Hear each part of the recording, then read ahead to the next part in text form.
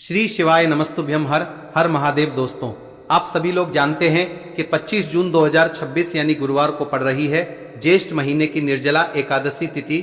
और दोस्तों, ये वो तिथि है जो ज्येष्ठ महीने में पड़ने वाली सबसे बड़ी तिथि है, क्योंकि ये गुरुवार के दिन पड़ रही है और इसी दिन किया गया एक दीपक और स्वस्तिक का उपाय कभी भी खाली नहीं जाता है और इसका बहुत ही बड़ा और विशेष महत्व होता है। और इस दिन निर्जला एकादशी का व्रत भी रखा जाएगा। पूज्य गुरुजी ने कहा है, अगर कभी भी मौका लग जाए और ज्येष्ठ महीने की एकादशी तिथि गुरुवार को पड़ जाए तो आप लोगों को एक दीपक और स्वास्तिक वाला उपाय तो अवश्य ही करना चाहिए, और इन दोनों का सहयोग बहुत ही कम आता है। और दोस्तों, पूज्य गुरुजी ने अपनी शिव महापुराण की कथा में बताया है, इस दिन आपको एक दीपक वाला उपाय तो अवश्य ही करना चाहिए, क्योंकि ऐसा दिन पूरे साल में सिर्फ एक ही बार आता है। और दोस्तों, आप सभी लोग जानते हो कि निर्जला एकादशी का अगर सबसे बड़ा कोई उपाय है तो वो एक मुख्य द्वार दीपक वाला उपाय है।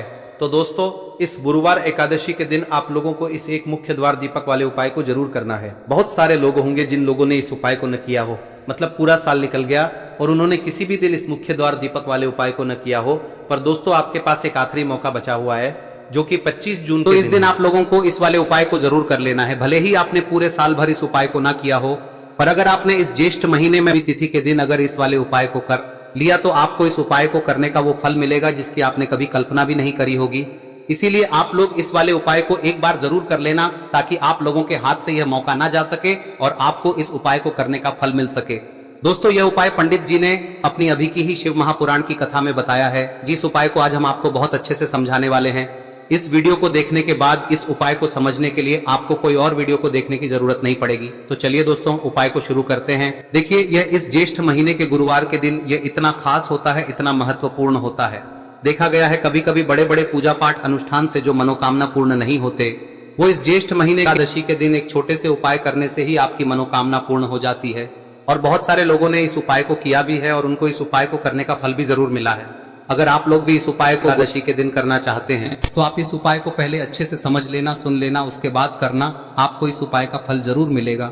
और इस उपाय को कर लेने से आपके घर में चाहे किसी भी प्रकार की दुख और समस्या क्यों ना चल रही हो, आपको उसका कारण भी नहीं पता है कि भाई यह समस्या किस कारण से चल रही है, उसका कुछ भी कारण हो सकता है, जैसे पितृदोष हो सकता है या किसी भी तरह का मंगल दोष भी हो सकता है। तो इस दिन आप लोगों को यह वाला उपाय कर लेना है।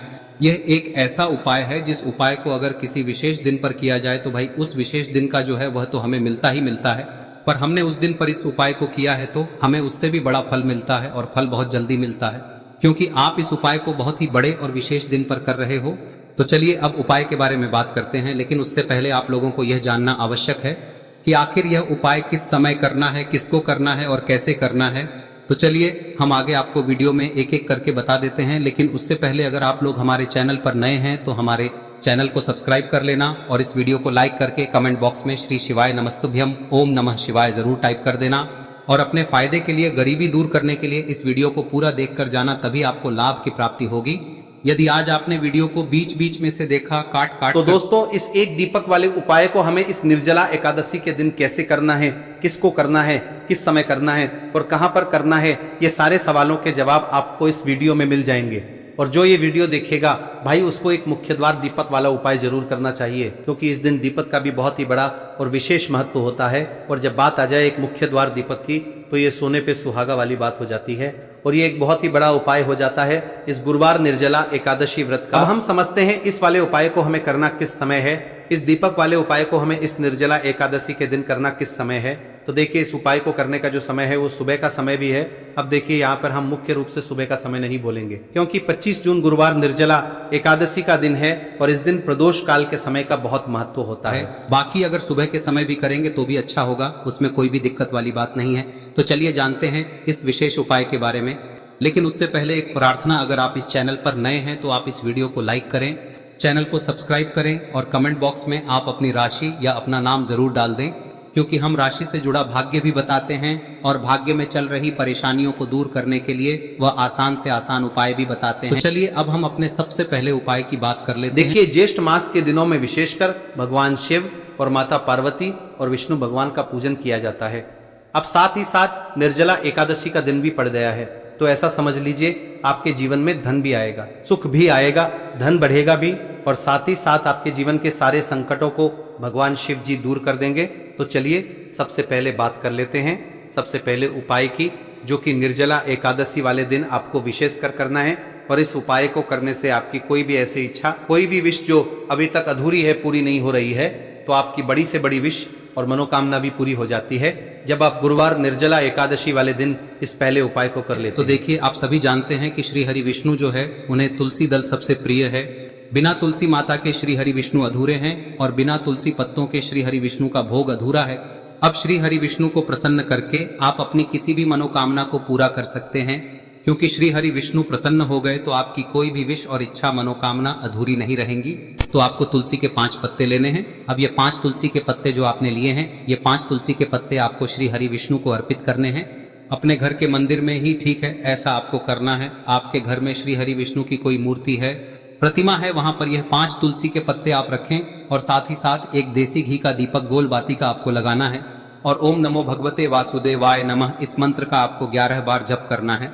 देखो मंत्र कौन सा है, ओम नमो भगवते वासुदेवाय नमः, और फिर श्री हरि विष्णु से अपनी विश, अपनी इच्छा, अपनी मनोकामना कह देना और फिर देखना आपकी विश और इच्छा, जो भी आपकी मनोकामना है, जो भी अपने जीवन में आपको चाहिए। अगर निर्धनता बहुत है, आप अपने घर से गरीबी को दूर करना चाहते हैं, या फिर धन आपका बढ़ता नहीं है, आप चाहते हैं कि आपका धन बढ़े, या फिर आपके घर में फिजूल खर्ची बहुत होती है, पैसा आपके पास नहीं रुकता है, आप चाहते हैं कि पैसा आपके पास रुके, या फिर घर में कोई व्यक्ति ऐसा है जो बहुत बीमार रहता है, या फिर किसी का विवाह नहीं हो पा रहा है, तो जो भी आपकी इच्छा है, जो भी आपके विश है, बस एक बार श्री हरि विष्णु से कह दिन है। साथ ही 7 साल का सबसे बड़ा दिन है। यह दिन इतना उत्तम है कि जो आप श्री हरि विष्णु से मांग लेंगे, जो उनसे कह देंगे, वह आपकी विश, आपकी मनोकामना को बहुत जल्दी पूरा कर देंगे। तो यह पहला उपाय है। चलिए बात करते हैं दूसरे उपाय की। देखो, यदि आपके जीवन में आर्थिक संकट बहुत अधिक हो रहे हैं, धन की समस्या लगातार जीवन में बनी हुई है, एक एक रुपयों को प्राप्त करने के लिए आपको बहुत अधिक मेहनत कर रहे हैं, तो आज रात्रि में सोने से पहले आपको हो यह चमत्कारी दीपक का उपाय अवश्य करना है। या फिर यदि आपका जो व्यापार है, बिजनेस है, दुकान है, वह अच्छे से नहीं चल पा रही है, तो आज रात्रि में इस विशेष दीपक का उपाय आपको अवश्य करना चाहिए। देखो दोस्तों, दीपक हमारे घर में सभी नकारात्मक शक्ति को बाहर करता है। यह उपाय आपको साल में केवल एक बार करने का ही मौका मिलता है। देखिए, इस उपाय के लिए आपको तुलसी जी की जो सूखी लकड़ी होती है उसे ले लेना है। देखिए दोस्तों, यदि आपके पास पुरानी तुलसी जी की लकड़ी है तो उसे आप ले सकते हैं, और यदि आपके घर में तुलसी जी जो लकड़ी है वह सूखी हुई है तो उसकी लकड़ी आप तोड़ के इस्तेमाल कर सकते हैं। लेकिन आपको ध्यान रखना है कि सूर्यास्त से पहले पहले ही आपको ये जो तुलसी जी की लकड़ी है इसे अवश्य ही तोड़ लेना है। तो इस उपाय के लिए आपको सबसे पहले तो एक मिट्टी का दीपक लेना होगा, चाहे तो आटे का दीपक भी ले सके, क्योंकि आटे का दीपक सभी दीपक में सर्वोत्तम माना गया है। इस दीपक के अंदर आपको शुद्ध घी का प्रयोग करना होगा, और इससे दीपक के अंदर आपने जो तुलसी जी की लकड़ी ली है उसे भी रख देना है। लेकिन ये जो तुलसी जी की लकड़ी है, इसमें आपको चारों तरफ अच्छे से घी लगा लेना है। देखिए, गुरुजी ने बताया है कि जो तुलसी जी की लकड़ी है, यदि आप उपाय करते हैं और बहुत ही शीघ्रता से जल जाती है, तो इसके लिए आपको एक कार्य करना है। आपको थोड़ी सी रुई ले लेनी है और उस रुई को आपने जो तुलसी जी की लकड़ी ली है उस पर अच्छे से चारों तरफ लपेट देनी है। तुलसी जी की लकड़ी के ऊपर रुई लपेटने के बाद इसे आपको पूरा घी के अंदर डुबो लेना है। अब इसे आपको बाती के रूप में प्रयोग करना है। अब दोस्तों, इस दीपक को आपको प्रज्वलित कहां करना है? तो इस दीपक को आपको या तो भगवान विष्णु के सामने प्रज्वलित करना होगा, या फिर आपको भगवान श्री राम के सामने प्रज्वलित करना होगा, या फिर भगवान कृष्ण के सामने, यानी कि भगवान विष्णु के जो भी अवतार हैं उनके सामने आप ये दीपक प्रज्वलित कर सकते हैं। या फिर आप इस दीपक को माता तुलसी जी के सामने भी प्रज्वलित कर सकते हैं। पूज्य गुरु जी ने बताया है कि जो भी व्यक्ति इस प्रकार से तुलसी जी की डंडी से या दीपदान कर देता है, उसके जीवन में कभी भी धन की समस्या नहीं होती है। इसीलिए आपको ये पूरे साल में केवल एक बार ही मौका मिलता है। इस उपाय को करके देखना, आपकी सभी इच्छाएं जरूर पूर्ण होंगी। ये जो उपाय है रात्रि में सोने से पहले करना है। अब बताते हैं तुलसी के गमले में आपको वह कौन सी चीज डालनी है जिस उपाय को करने से आप अपने जीवन में महाधनी बन जाएंगे। इतना धन आपको मिलेगा कि कभी भी आपके धन में कमी नहीं आएगी, कभी भी आपका धन बर्बाद नहीं होगा। आपके पैसे की बर्बादी बिल्कुल आपके जीवन से रुक जाएगी। और जो लोग कहते हैं कि घर में पैसा तो आता है, पैसा रुकता नहीं है और पैसा बढ़ता नहीं है, वृद्धि नहीं हो रही है, उन्हें भी विशेष यह तीसरा दिन जरूर करना चाहिए। तो देखिए, पहले ही आपको बता दिया कि श्री हरि विष्णु की पूजा और उनका भोग श्री मतलब तुलसी मैया के बिना अधूरा है ना। और तुलसी मैया जो है वह श्री हरि विष्णु के बिना अधूरी है। तो देखिए, जब भी आप तुलसी का कोई उपाय करेंगे तो सीधे सीधे आप श्री हरि विष्णु को प्रसन्न कर लेते हैं। अब व्यक्ति को, यानी जो भी व्यक्ति है, किस व्यक्ति को कितना धन देना है, यह श्री हरि विष्णु के हाथ में होता है। धन देने का काम माँ लक्ष्मी करती है, जो कि माँ तुलसी का ही एक रूप है। माँ तुलसी जो है यह माता लक्ष्मी का ही स्वरूप है ना। तो आपको करना क्या है, आपको लेनी है यहाँ पर हल्दी पिसी हुई, जो कि श्री हरि विष्णु से जुड़ी हुई है, आपके गुरु गृह से जुड़ी हुई है, आपकी कुंडली में गुरु को मजबूत करती है, सुख सौभाग्य को खींचने का काम करती है, धन को बढ़ाने का काम करती है। तो एक चुटकी पिसी हुई हल्दी आपको लेनी है और यह पिसी हुई सूखी हल्दी ही आपको अपने गमले में, तुलसी का पौधा जिस गमले में लगा है उसमें अच्छे से इस हल्दी को डालना है, ठीक है ना। और ओम नमो भगवते वासुदेवाय नमः इस मंत्र का जाप करना है। कितनी बार? कम से कम 11 बार जाप करना है। ओम नमो भगवते वासुदेवाय नमः इस मंत्र का जाप करते रहना है और हल्के हल्के से तुलसी के पौधे में आपको पूरे गमले में पीसी हुई हल्दी का छिड़काव करना है। तो देखिए, जो व्यक्ति लेता है, ऐसा समझ लीजिए अपने जीवन से नहीं आने वाली 7 पीढ़ियों के जीवन से निर्धनता और गरीबी को दूर कर देता है। क्योंकि हल्दी जो है ना, यह साधारण नहीं है। हल्दी इतनी उत्तम होती है कि रातों रात आपके जीवन में चमत्कार करती है। आपने देखा होगा कि कोई भी शादी होती है, विवाह होता है ना, कोई भी ऐसा शुभ काम हम करते हैं उसमें हल्दी जरूर लेते हैं। गृह प्रवेश जब हम करते हैं तो हल्दी के स्वास्तिक का निर्माण करते हैं। कोई भी अच्छा काम करने जा रहे हैं, हल्दी उसमें लेते हैं और हल्दी जो है ये आपके गुरु ग्रह को मजबूत कर देती है। अगर कुंडली में गुरु कहीं ना कहीं मजबूत है तो इससे उत्तम का मिलेगा नहीं। बहुत ही उत्तम उपाय है, तुलसी के गमले में एक चुटकी पीसी हुई हल्दी डालना है, तो यह बहुत ही उत्तम उपाय है।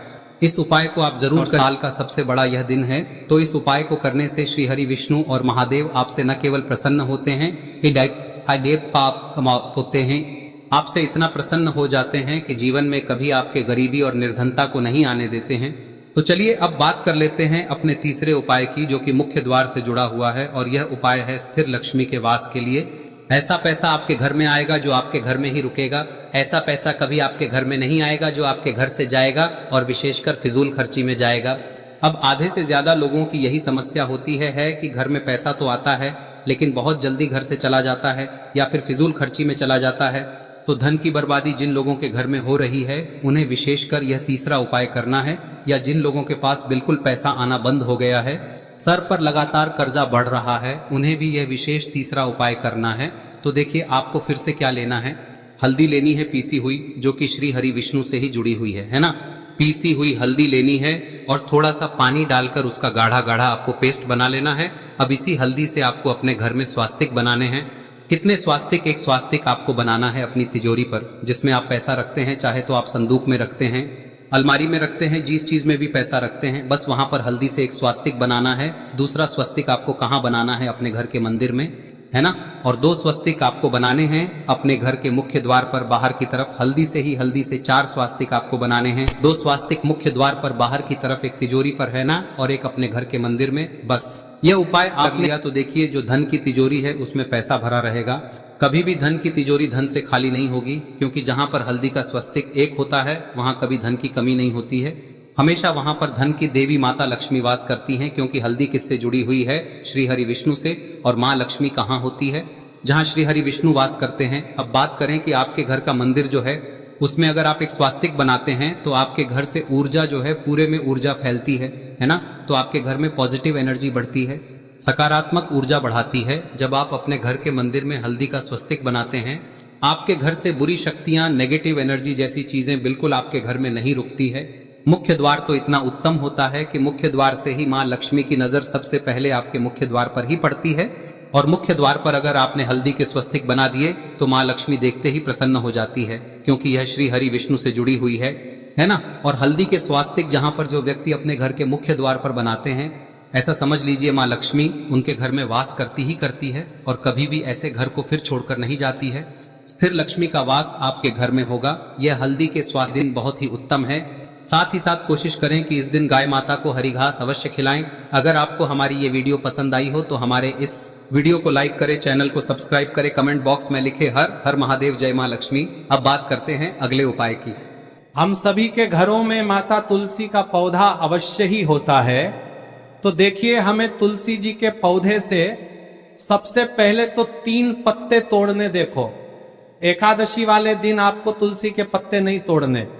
तो देखिए, तुलसी जी के आपको 3 पत्ते तोड़ने लेने, और इन तुलसी जी के पत्तों को तोड़ने के बाद आपको 1 चुटकी हल्दी भी अपने साथ में लेनी है।